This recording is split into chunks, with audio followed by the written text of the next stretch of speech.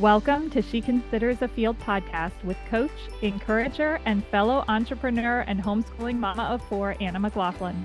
As a homeschooling entrepreneur, you are uniquely positioned to impact the kingdom of God both deep through your investment in your children and wide through your business.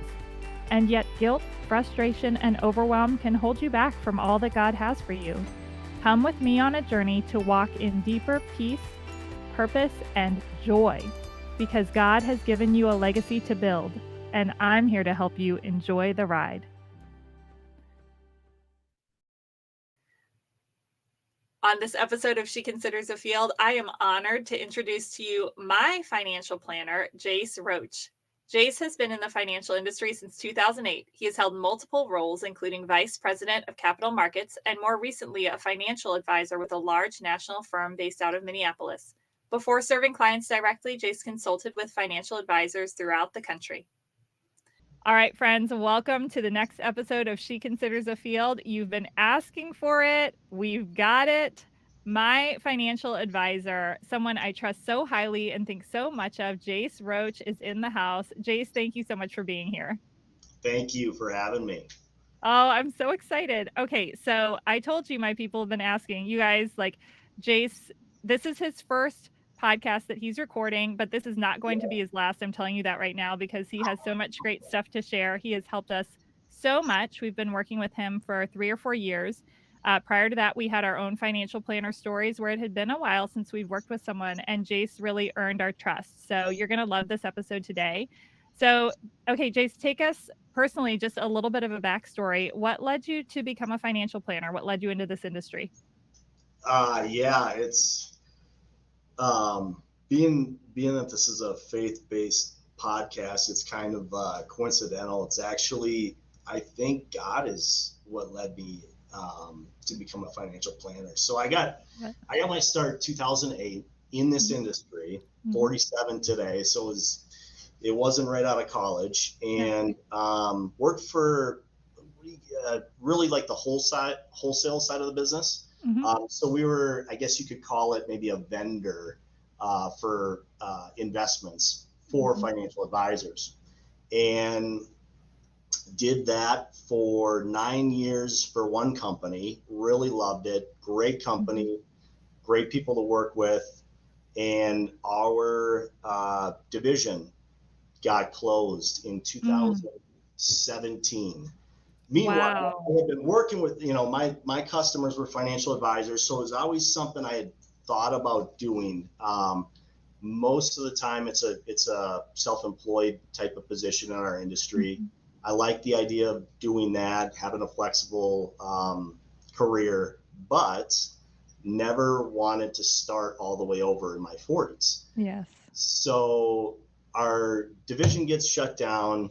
And I'm kind of left doing some soul searching, and it was some tough times. I bet. Yeah, so I was out looking for the next move, and so I kind of went kicking and screaming actually. I can relate. I've had a couple of those. I take zero credit. God pushed me into it. And I think now looking back, my only regret is not doing it at, in my 20s. Right. Isn't that how it always is?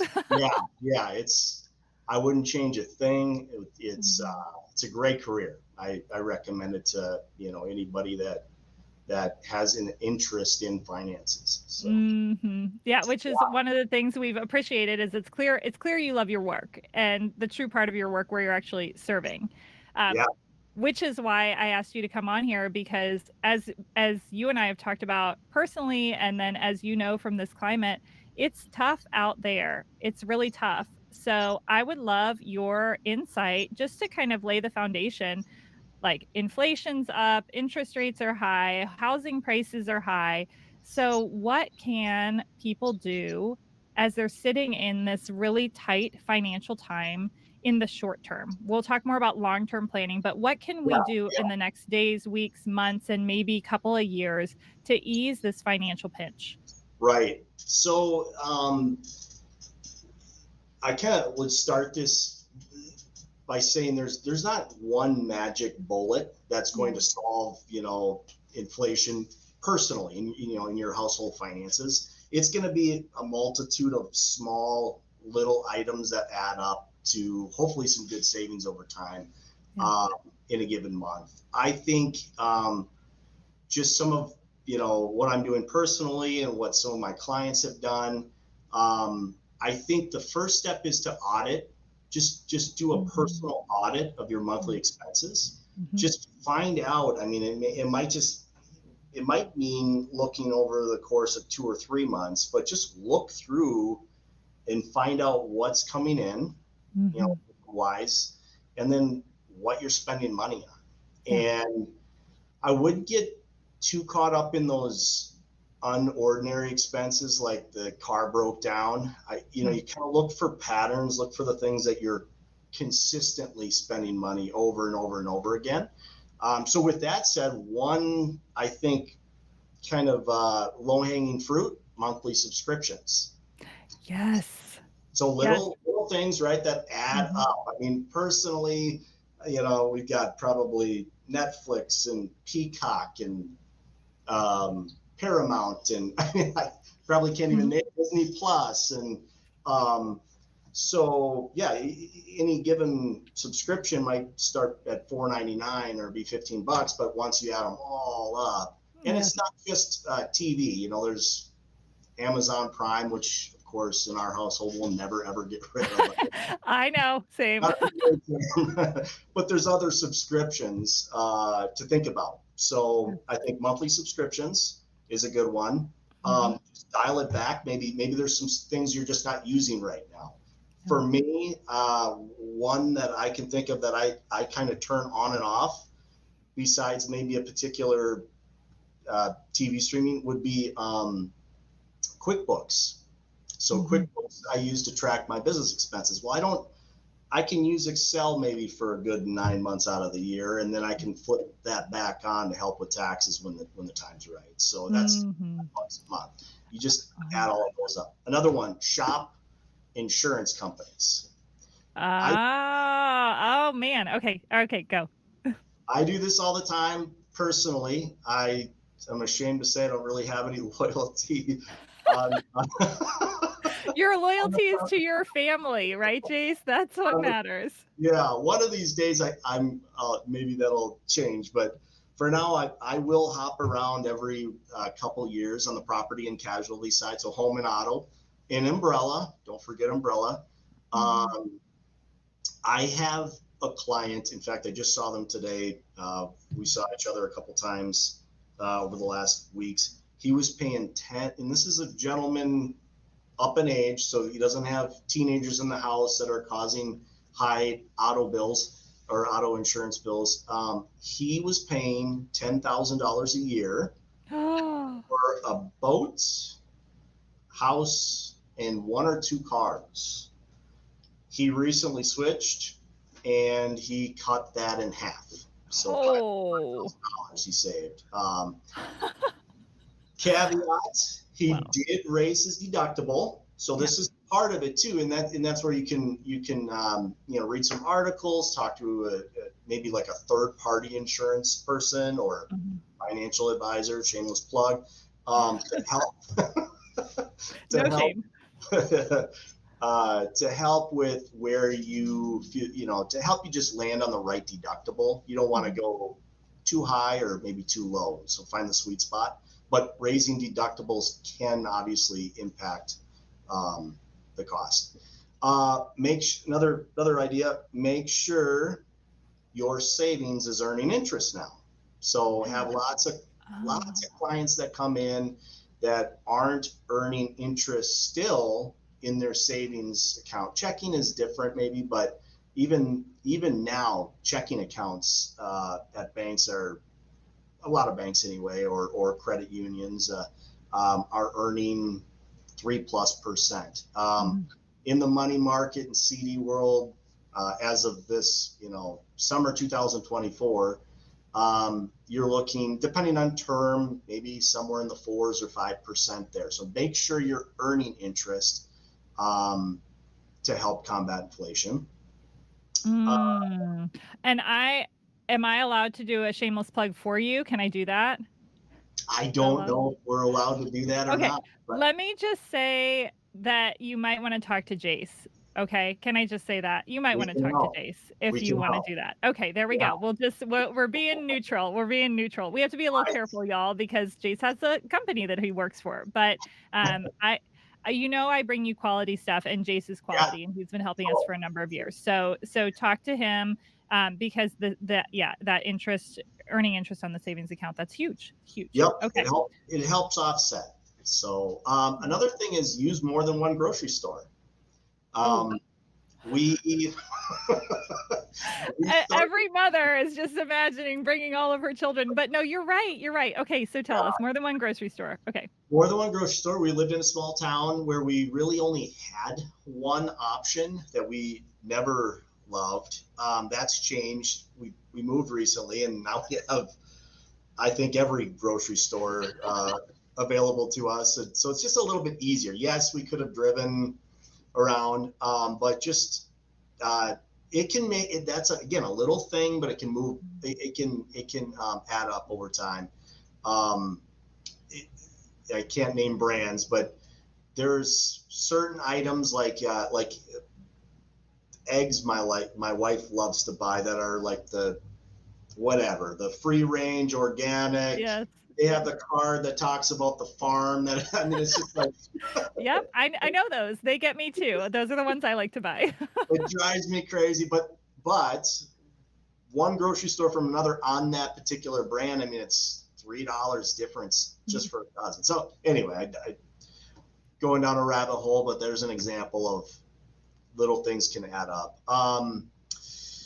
There's a lot of tax saving strategies. I won't go into all of them, but I'll give you an example of sometimes they just need to move money from one bucket to a different bucket or one type of account to a different account. We're not talking change in dollar amounts, but just by moving it from one to another, they can save money on their taxes. So maybe that comes in the form of an IRA contribution, which can be tax deductible depending on the client situation. That's so good. And another one is that I like to do personally as well.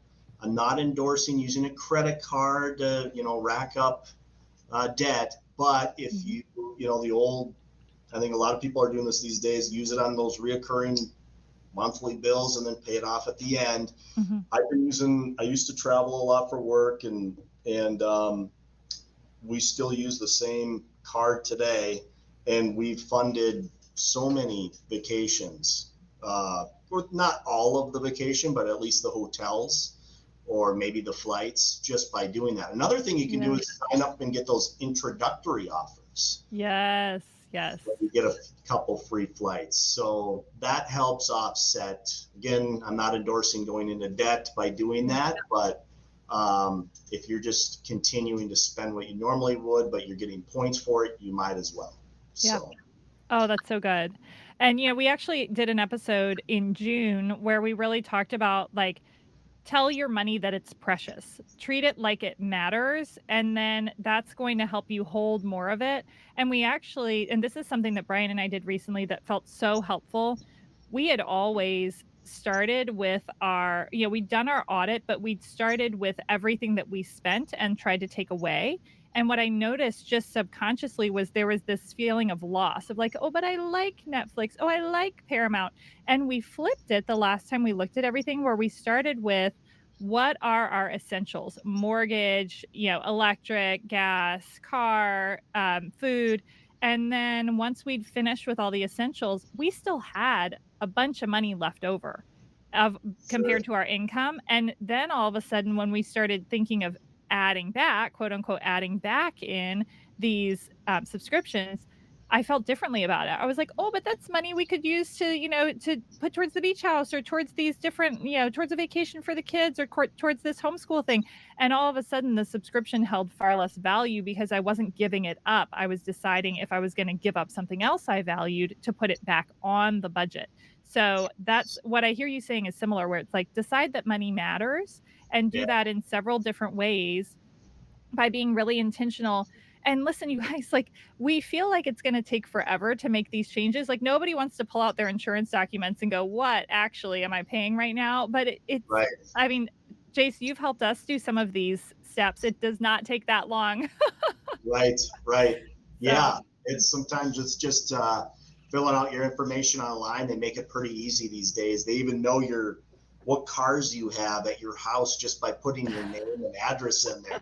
But beware, you're going to get hounded by yeah, text messages and phone calls. But all the yes, phone going calls. back, I love Yeah. your, I love how you, I love your idea and how you went through the audit and in Mhm. the trade-offs of what do we prefer, and just being Oh, intentional, I think. yeah. So, Yes. Yes. I love that. Okay, so you work with a lot of people, you work with people in different financial circumstances. So you've talked through, okay, how can we alleviate the pinch? But generally speaking, when you start to work with people, like what are the things that you notice? What are common themes that come up for folks? And then, how do you kind of help them walk through those as much as you can share about that piece? yeah. So I think some of the maybe the um, things I see the most would be probably the most common thing is people do not have an estate plan. No, I know the lawyer in me is just okay, good. Okay, good, good, good. Yes, yes. Yes. Drive it home, Jace. I Yes. mean, I would say, and people feel bad about it. I always Yeah. say the same thing. It's okay. No one, I'd say 9 out of 10 people that I talk to don't have a will in place. Yes. And there's a lot of pieces, maybe we'll talk about it a little bit later, but there's a lot of pieces to an estate plan, but that Mhm. is important. I can give lots of reasons why you would want one. Um, Mhm. and that's done through an estate planning attorney. It's not a fun expense because you're not really seeing tangible value from it, but it Mhm. is very, very important. And it Yeah. kind of sets the stage. It's Yeah. kind of the foundation of a financial plan. It's what do you want to happen with your assets when you're gone? So it's very Yeah. important. Um, a lot of people they're either under or potentially over insured when it comes Uh, to yeah. insurance. And Mhm. that's not just life insurance. It could be maybe they don't have an umbrella policy. Mhm. Um, maybe a lot of times they don't have enough life insurance. And I'm not somebody who's out selling life insurance. It's just, Mhm. you want to be sure, you buy life insurance mostly to protect against a loss of income. You want to be sure that if it really happened, that people are protected. Yes. So, in going through kind of the analysis of that, some people are under saving, some people are over saving, believe it or Interesting. not. And it's, yeah, that's a whole nother conversation, I think. But there Is are that people. like they should be putting it in investments and they're just kinda holding it in something that's not really working well for them? Or what does Well, oversaving yeah, look I like? guess I should go in as far as if you were to take what they're saving for, they Mhm. might, so let's just use retirement. It's probably the most common. Yeah. Um, and you kind of look, what are they saving for? Retirement. Okay, how much are they going to need in retirement? Yeah. They're on a path that's going to put them, either they could retire maybe much, much earlier, which Mhm. hardly anybody ever does, Yeah. or they're just putting more money in savings, and maybe not enjoying the day to day Mm. living. And I'm not saying live in the moment, don't save anything. I'm just saying they might just be a little bit on the conservative side. They're Yeah. saving 2 times more than they maybe really need to. Um, Wow. so I think the other thing that a lot of times happen is I have people that don't actually come until they're retiring tomorrow, Oh gosh. and they show up really, really nervous, Oh. and they're, I would say most of the time they leave pleasantly surprised. So Oh, that's awesome. yeah, Okay, I love this. And I think, because I think I want to just underline this, and I know you might have more to say about what I asked you about, like, what are the things you notice, but Hmm. we get these stories in our heads. And for me, it wasn't so scary to pick up the phone and call you, because as a former lawyer, risk mitigation was part of the deal. And I mean, I was raised with parents and grandparents, and even my great grandparents were very careful, thoughtful financial stewards. So the idea of paying for help was, in the financial realm, was a no-brainer. Um, but and but a couple things. We'd gotten burned before. Like, we had advisors who really didn't feel like they were out there for us, and it cost us dearly. It cost us a lot of money. And I know I've told you more about that just personally, but Hmm. um so that was tricky. But then I also recognize that most people feel the way you're talking about, of like, I don't even want to look at it. It feels scary. I don't know how does one save for college? How does one save for retirement? And generally speaking, because of the power of compounding, when we do the brave thing of reaching out and contacting, and I'm just gonna put the shameless plug of, like, I really think a lot of Jace, and Jace can support people it throughout the country. So, please, if you're looking for somebody, I would just vouch for him and say, consider making him one of your phone calls. And so, but like, we get afraid to call. We're afraid to look. And then you can, this, if we stop looking at, like, well, I'm going to look and it's going to feel terrible, and what am I going to do? And we just make a decision. All I have to do is be brave enough to make a phone call or send an email. Then from there, the next step, that's the big brave move. And the next step after that, and the next step after that is far less painful, because even if there are big rocks to tackle, which, I mean, I'll raise my hand and say we've got big rocks to tackle in our finances, Brian and I, and we work really hard in this area to be faithful and to steward well. But, there's just kids and life and expenses and values that we hold dear, that cost us money. But once you get on the road, on the path, then now you've got this person walking beside you saying, yeah, but it's not as bad as you think, or look, we can make this change over here. And so I think that's so powerful, just to underline, like, most of the ladies listening to this podcast are not at retirement age. So I'm just going to encourage you, like, just a phone call. That's all you have to do right now. And then everything else can be managed in much smaller steps of courage than that first step to just get on the path. Are you a homeschooling mama who needs some encouragement? If so, come and get your cup filled at the Young and Brave Home Education Conference in Galax, Virginia on Saturday, September 14th. I'll be there leading breakout sessions on visioning for your homeschool journey, and I'm sure this doesn't surprise you, how to balance homeschooling and entrepreneurship. The lovely Dorinda Wilson, author and guest on this podcast this month, will be sharing her wisdom gleaned from decades of homeschooling, along with several other wise counselors and equippers for this most important work. Grab the link in the show notes to register today, and when you do, be sure to reach out to me on social media. I want to make sure that we connect in person at this event. See you in Galax.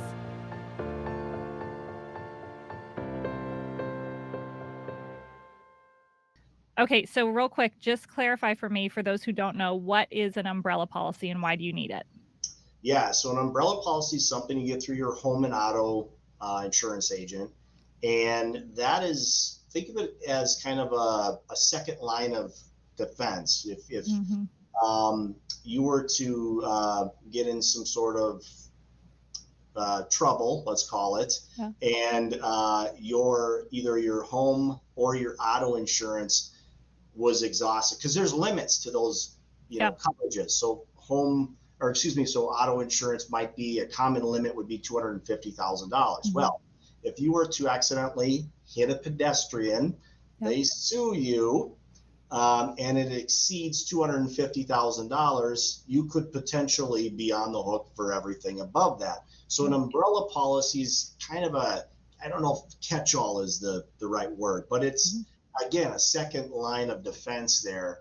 I think a really common coverage is $1 million. Of course, it's different for everybody, but it's very, very reasonable insurance. I want to say that we pay something like $10 or $20 a month for ours, for $1 million. And if you've got, if you have a business entity, you need a separate umbrella for each entity because it's a different person.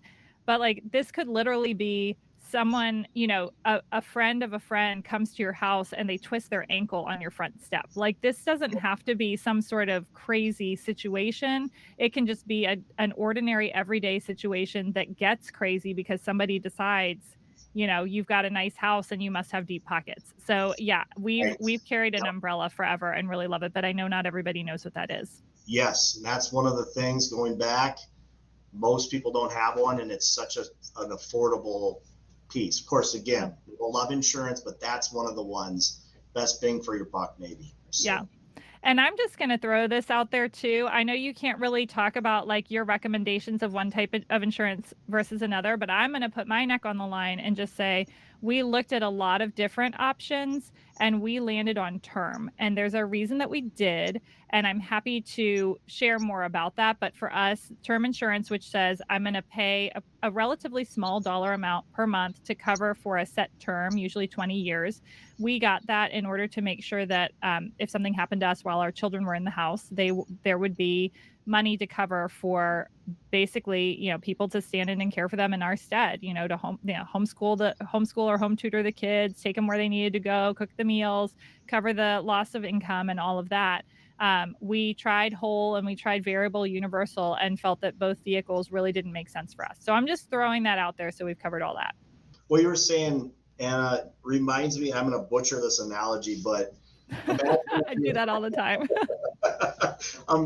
Imagine, if you're going from, say, North Carolina to California, and you have a compass in hand. Of course, this is 2024. We drive with Google Maps. Well, we'll pretend we know how to use a compass. We just will. Let's say you were walking and you had a compass.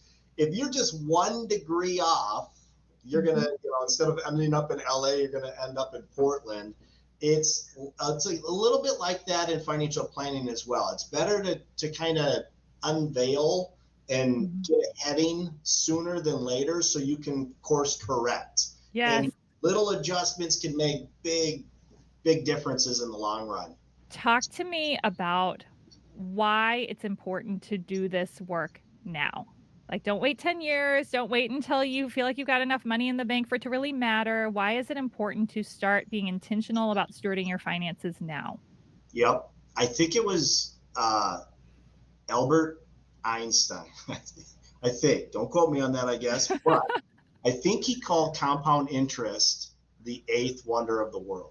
I've heard that. I don't remember if it's him or not, but yes. I think I used to always think it was Warren Buffett, but I think I recently saw Albert Einstein. I might be wrong on that. But the power of compound interest and just being, and this is Buffett, time in the market, not timing the market, just works wonders. So the earlier you can get started saving, you're just the simplest example of compound interest is if you put $100 in an investment and you're in 5%, that would be $5. But the next year you're earning, say again, it's 5%, you're earning 5% on $105. That's compound interest. Simple interest is just 5% over and over and over again on $100. So that adds up over time, big time. So it's important. The other thing I think just maybe to end it on that I see, there's a lot of misconceptions out there when it comes to rule of thumbs. Like, if you want to retire, you have to have $1 million and you have to start saving at age 20. And this is the amount of money, or this is the percentage you should save out of your paycheck. And it's all relative to your own situation. So don't get caught up. I get the journalists like to write those articles, but a lot of times folks come in and they have been steered wrong. So just it really comes down to your personal situation and your personal goals as to how much you'll need to save and whatnot. So Oh, that's so good. Which takes us back to, once again, like getting in conversation with an advisor, picking up the phone or sending the email. We're going to give all of Jace's contact information in the show notes so you can scroll down for those.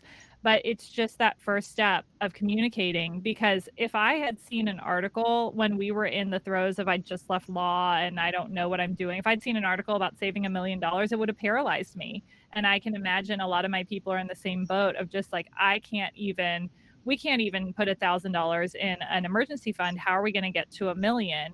And the ways that we do it are the strategies that you've already talked about.